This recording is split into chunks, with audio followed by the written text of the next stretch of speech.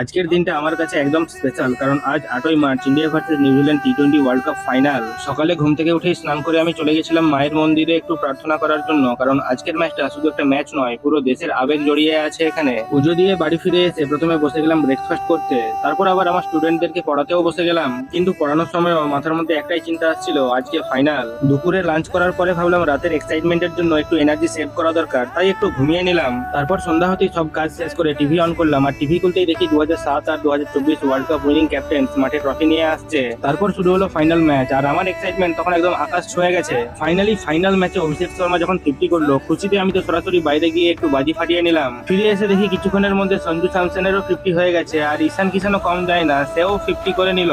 India batting শেষ করলো বিশাল 256 রানের টার্গেট নিয়ে। তারপর আমি চলে গেলাম লাঞ্চ করতে, আর বাড়ির কুকুরগুলো অপেক্ষা করছিল কখন ওদেরকে খাবার দেবো। তারপর শুরু হলো নিউজিল্যান্ডের ব্যাটিং, কিন্তু তাদের ব্যাটিং দেখে মনেই হচ্ছিল না যে তারা ম্যাচটা জিততে এসেছে।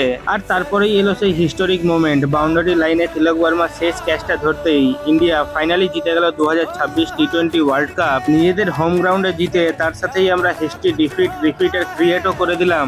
এই খুশিতে রাত 11টার সময় আমি একাই বাড়ির বাইরে বেরিয়ে বাজি ফাটাতে শুরু করলাম, কারণ সেলিব্রেশন তো বানতা হ্যায় ইয়ার। আর সব শেষে সেই মুহূর্ত যখন আইসিসি চেয়ারম্যান জয় শাহ টিম ইন্ডিয়ার হাতে ট্রফি তুলে দিলেন, যেটার জন্য আমরা এতদিন ধরে অপেক্ষা করছিলাম। ইন্ডিয়া প্রথম টিম হলো যে কিনা 3বার টি-20 ওয়ার্ল্ড কাপ জিতলো। এই মুহূর্তটা হয়তো আমরা কোনোদিন ভুলবো না।